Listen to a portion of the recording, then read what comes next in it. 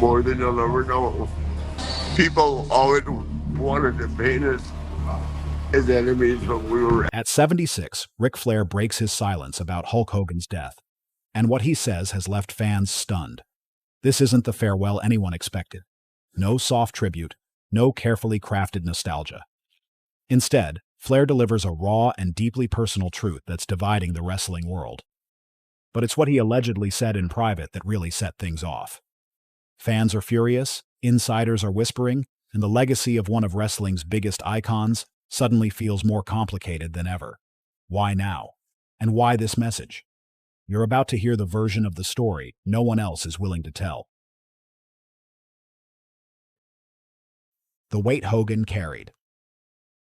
In the final months of his life, Hulk Hogan didn't look like the towering icon millions remembered from the golden era of wrestling.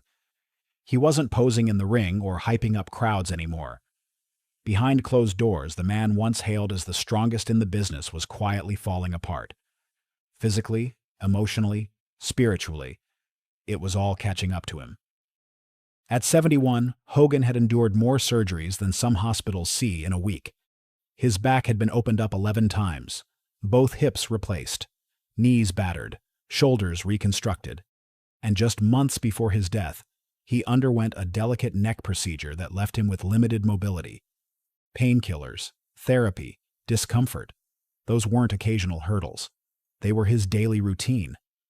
According to reports, Hogan rarely complained to the public, but those closest to him saw a different side. He was tired, not in a passing casual way, but in a way that went all the way to the core. Friends say he struggled to get out of chairs without help.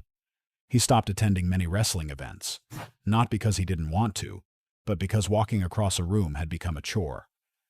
And then there was the leukemia, chronic lymphocytic leukemia, to be exact. It wasn't widely known. Hogan had kept it private, preferring to let the world remember the version of him in red and yellow, not the man quietly battling a disease that drained him behind the scenes. He didn't want sympathy. He didn't want pity. But he knew the end was inching closer.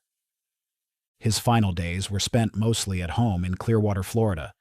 He reportedly rejected any dramatic hospital stays. No press, no drama, just quiet.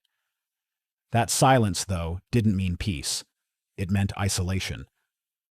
One friend described his last few weeks as haunting, not because of any dramatic event, but because of how still everything had become. For a man whose life had been defined by noise, cheering fans, roaring arenas, explosive interviews, his final chapter was marked by stillness. And maybe that was the part that hurt the most for those who knew him. The quiet, the absence, the realization that the man who once embodied American heroism, strength, and resilience was now barely able to lift his arms without wincing. Some say Hogan had made peace with it, that he saw it coming, that he chose to go out on his own terms, without turning it into a media circus. Others say he withdrew because he couldn't face what he had become, a shadow of the man he once was. Whatever the reason, the result was the same. When the news of his death hit, it felt sudden to the public, but to those close to him, it was a slow-motion ending they'd watched unfold for months. He died of a heart attack. But that final moment was just the last crack in a foundation that had been crumbling for years. His heart, in more ways than one, had taken on more than it could handle. Wrestling fans around the world mourned. Tributes flooded social media. Celebrities shared stories. Fellow wrestlers posted old photos. Everyone seemed to have something to say, and among them was Ric Flair. But while others celebrated the legacy, Flair's tone would soon take a different turn. What came next was not what anyone expected.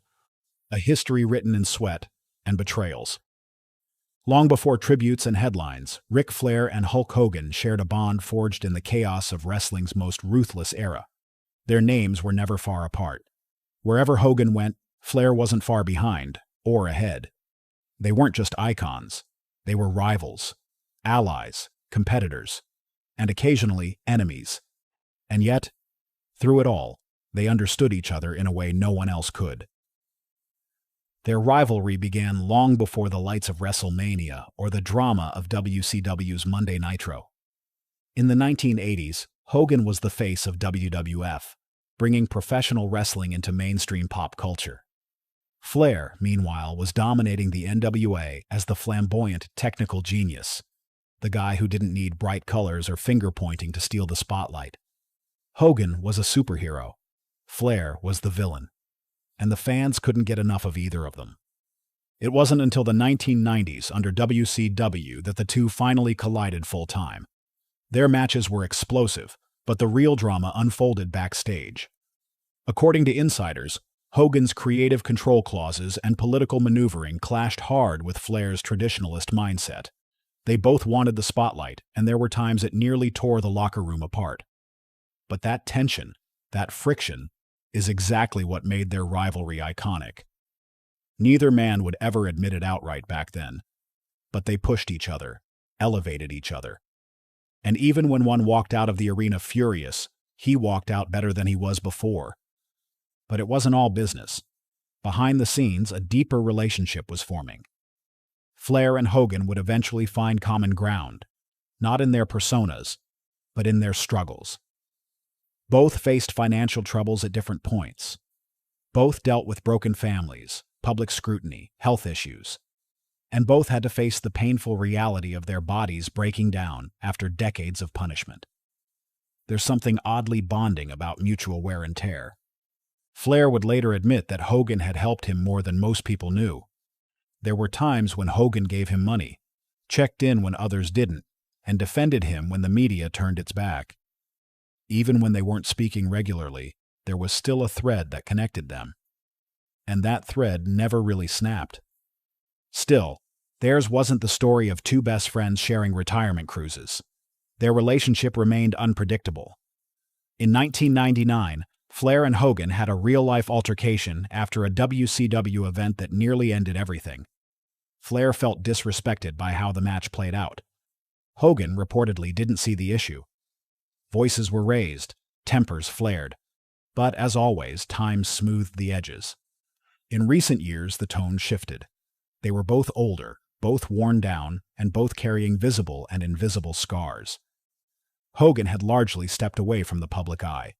Flair, on the other hand, remained as loud as ever, still appearing at events, still tweeting, still letting the world know he was alive and kicking.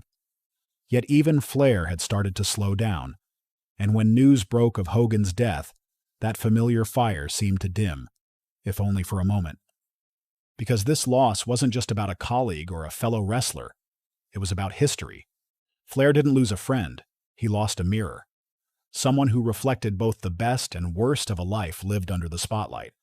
And that's why what came next caught so many people off guard. Flair didn't issue a clean-cut tribute or carefully chosen words. What he shared was raw, unfiltered emotion, mixed with decades of shared pain, pride, and history. He wasn't speaking as a brand. He was speaking as a man who had run out of people who truly understood what it meant to live that life. And when he finally opened up, it wasn't the kind of message fans were ready for. The Survivor's Paradox.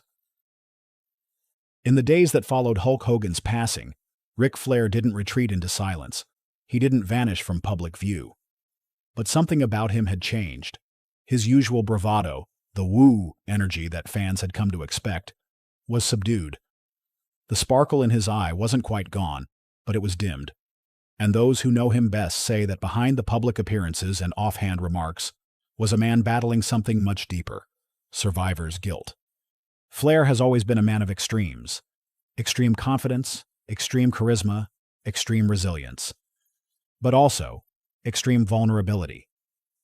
Over the course of his life, he's cheated death more times than most wrestlers have had title reigns. In 1975, a plane crash broke his back and nearly ended his career before it began. In 2017, he was placed in a medically induced coma and given a 2% chance of survival after suffering multiple organ failure. Twice, he's been diagnosed with skin cancer and beat it. He's outlived friends, family, even his own son. So when Hogan, seemingly the larger-than-life figure who appeared almost immune to time, died, it hit Flair in a way he hadn't expected. According to those close to him, he began to spiral emotionally. Not outwardly, not in some dramatic breakdown, but in private. There were long stretches of silence, followed by anxious rants about aging, legacy, and whether he had said everything he needed to say. More than once, he reportedly confided to friends, "Why am I still here?" Not in a self-pitying way, but in pure disbelief. Because while Hogan had become a recluse in his later years, consumed by surgeries and pain, Flair, 5 years older, still felt physically fine. No aches, no chronic conditions that he spoke of. It was baffling, and it scared him. That kind of contrast, the physical decline of one icon and the eerie vitality of another, created a strange kind of imbalance. Flair couldn't make sense of it. He began reflecting publicly on Hogan's pain, not just the physical kind, but the emotional burden of watching his body fall apart while the world expected him to still be the Hulkster. Flair, speaking in interviews, described how hard it had become for Hogan to move, to walk, to live normally. And yet, Hogan never asked for sympathy. He chose dignity over spectacle, even in his final days. For Flair, that realization triggered something, a need to speak, a need to confront not just Hogan's death, but everything it represented: time, legacy, regret, what it means to outlive your peers when your entire identity was built around being one of them. It's no surprise, then, that his eventual statement would stir emotions. But what surprised people most wasn't that he spoke. It was how he spoke. There was no filter, no publicist smoothing the edges. This wasn't a press release. It was a man laying his thoughts bare, whether fans were ready for them or not. And that honesty, unflinching, unpolished, and rooted in decades of shared history, is what set the stage for everything that followed. Because Flair didn't just pay tribute, he told the truth as he saw it. And in doing so, he lit a firestorm. Breaking the silence. It wasn't some flashy announcement, no dramatic return to the spotlight. Flair simply spoke, publicly, for the first time since Hogan's passing. His message was brief but clear. "I think he just got tired. 11 back surgeries, 2 hip replacements, a neck surgery. I mean, how much can your body take?" He didn't dramatize it. He didn't embellish. There was a tone of resignation in his voice, the kind of weariness that only comes from watching someone close to you slowly deteriorate over time. Flair also added something that caught the attention of many viewers. "Here I am, 5 years older than Hulk, and I don't have an ache or pain in my body. That bothers me. And of course, it gives me anxiety that I could be next." The reaction to his public remarks was mixed, but not outraged. Many fans found the statement respectful, even heartbreaking. They appreciated the honesty, the humanity. Flair wasn't performing. He was reflecting, speaking not as a showman, but as a man who had watched too many of his peers fade away before their time. But that was only the surface. According to sources close to Flair, there was another side to what he'd been saying, privately, behind closed doors, in conversations not meant for the cameras. And when those words began to leak online, everything changed. "I can't stay silent anymore," Flair reportedly said to a longtime friend before his public comments. "People keep pretending like Hogan went out on a high note. He didn't. He was miserable. He hated being seen like that. Couldn't walk. Couldn't move. That's not how he wanted to be remembered." The remark spread fast. Yes, at 76, Ric Flair broke his silence about Hulk Hogan's death, but what he said made fans furious. To many fans, it was more than just an observation. It was a gut punch. Hearing Flair suggest that Hogan was ashamed of his condition felt like a betrayal of the hero they idolized. It painted a picture of vulnerability they didn't want to see, one that clashed violently with the larger-than-life image of the man who once body-slammed giants and told millions to eat their vitamins and say their prayers. Some fans lashed out. Social media threads turned heated. Wrestling forums buzzed with debate. "How dare he speak for Hogan like that?" one post read. "He's supposed to be honoring his friend, not rewriting the ending." Others accused Flair of making Hogan's death about himself, twisting grief into commentary that wasn't his to give. But there was another side, too. A growing number of voices defended Flair, arguing that if anyone had earned the right to speak honestly, It was the man who knew Hogan both in and out of the ring for over 4 decades. To them, Flair's leaked comments weren't disrespectful. They were raw. Uncomfortable, yes, but rooted in truth. After all, Flair hadn't trashed Hogan's legacy. He'd mourned the quiet suffering of a man who spent his final years in pain and out of view, far from the limelight that once defined him. The phrase, "I can't stay silent anymore," took on a life of its own. Some viewed it as unnecessary. Others saw it as brave. But no matter the opinion, it sparked a storm Flair didn't try to calm. At 76, Ric Flair didn't break his silence with a tribute that polished Hogan's memory to perfection. He broke it with honesty, maybe too much of it. And whether fans felt betrayed or seen, the message was clear. Behind the legends, behind the larger-than-life personas, were men dealing with pain, fear, and fading legacies. And not everyone was ready to face that. Wrestling with the fallout. The response to Ric Flair's remarks about Hulk Hogan wasn't explosive. There were no dramatic headlines, no viral outrage, no coordinated backlash. It was quieter than that.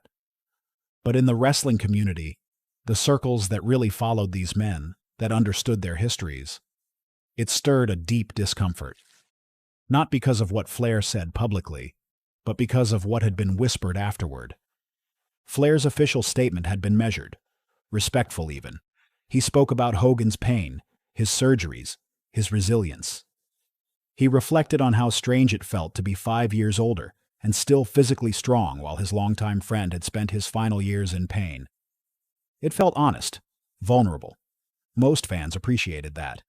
But the discomfort grew when word of Flair's private remarks began to surface.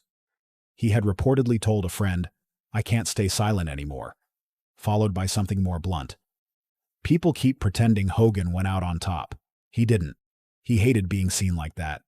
That's what really broke him. No one quoted it in print. It didn't become a headline. But people in the wrestling world were talking about it. Quietly, carefully. And that was enough. Some felt Flair had overstepped. Not because his words were false, but because Hogan never chose to say them himself. If Hogan had felt ashamed of how he looked near the end, if he had chosen to withdraw rather than appear in public, he hadn't made that part of his story. He had never asked for anyone to explain it for him. Flair's decision to fill in that blank, even with the best intentions, made some uncomfortable. Others understood exactly where Flair was coming from. They'd seen the same things. Hogan had turned down appearances in the final year of his life. He avoided cameras. He chose privacy, even when it cost him work. He didn't want sympathy. He wanted to preserve the image people still had of him, the strong, proud, unstoppable force. Flair's comments didn't undo that image, but they added something real to it, something many people weren't ready to confront. The truth is, there was never going to be a perfect way to talk about what happened to Hulk Hogan in his final years. His physical decline was painful. His health issues were serious. But he kept it quiet. He didn't want the world to see him suffering. And that silence made his death feel sudden, even though it wasn't. Flair's choice to speak about that silence, to break it, even gently, made people uncomfortable. He wasn't malicious. He wasn't unkind. But he was direct. And that's something wrestling fans don't always know how to process when it comes to their heroes. They're used to the legend, not the man. They remember the entrances, the promos, the slams. They don't always want to hear about the hospital beds, the isolation, the way someone slowly fades out of the spotlight. Flair didn't try to rewrite Hogan's story. He simply added a chapter most fans hadn't read, one that didn't fit the larger-than-life narrative, but still mattered. And while it didn't cause a firestorm, it left people sitting with a new, heavier understanding of what aging in this business really looks like. Among wrestlers, Flair's remarks sparked quiet reflection. Not statements, not interviews, just nods, offhand comments, a few texts exchanged between veterans who knew exactly what he meant. They'd seen it happen to others. They feared it happening to themselves. No one shouted Ric Flair down. But something had shifted. The conversation around Hogan's final years wasn't as clean as it used to be. It had been touched by something honest, even if it wasn't welcome. And for Flair, that was the point. the truth that wouldn't stay buried. In the days that followed, Ric Flair didn't offer any clarifications. He didn't walk back his words. He didn't issue a second statement, nor did he deny the private quote that had slowly worked its way into the wrestling world's collective memory. Instead, he remained quiet, not in retreat, but in a kind of acceptance. What he'd said was already out there, and more importantly, it was something he believed needed to be said. For Flair, Hulk Hogan's death wasn't just the loss of a friend. It was the closing of a chapter in wrestling history, one that no longer had many voices left to speak for it. Most of the icons who once traveled those brutal circuits, who built their bodies into machines and then broke them for the sake of entertainment, were either gone or no longer able to speak. Flair, against all odds, was still standing, still lucid, still able to remember what it all really cost. That's what made his words different. They weren't polished, celebratory tributes designed for public comfort. They came from a man who had lived it, who had seen what the spotlight doesn't show, who had outlived the image. When Flair said, "I think he just got tired," he wasn't trying to minimize Hogan's legacy. He was trying to explain the toll. And when he privately said he didn't want to be seen like that, it wasn't said with judgment. It was said with recognition. Flair had seen that same look in others. He understood what it meant when a man who used to command the world now hesitated to open the front door. He wasn't painting Hogan as weak. He was reminding people that being strong, truly strong, sometimes meant choosing silence, even when your whole life had been built on the roar of the crowd. Still, the discomfort lingered. Because what Flair had revealed, intentionally or not, was that wrestling doesn't always allow its heroes to age gracefully. It demands everything in their prime, then often leaves them behind when their bodies no longer cooperate. And when those same heroes disappear from the spotlight, it's easier to assume they're simply resting, not quietly suffering. Flair knew that. He'd lived both sides of it. He'd been at the top. He'd lost everything. He'd come back. And he'd buried more friends than he cared to count. That kind of survival comes with a burden, one that doesn't leave room for illusions. Some fans still wish he had kept certain things to himself. Maybe Hogan would have preferred that too. But if there's one thing Flair never was, it's quiet. And maybe, in the end, that was the point. Someone had to say what others were too afraid to admit, that the end doesn't always look like the movies. That sometimes our strongest heroes slip away quietly, not with a final match, but with a closed door and too much pain to explain. Flair didn't say it to hurt. He said it because he couldn't carry it anymore. And as uncomfortable as that truth was, it opened a space for something wrestling rarely embraces: reflection.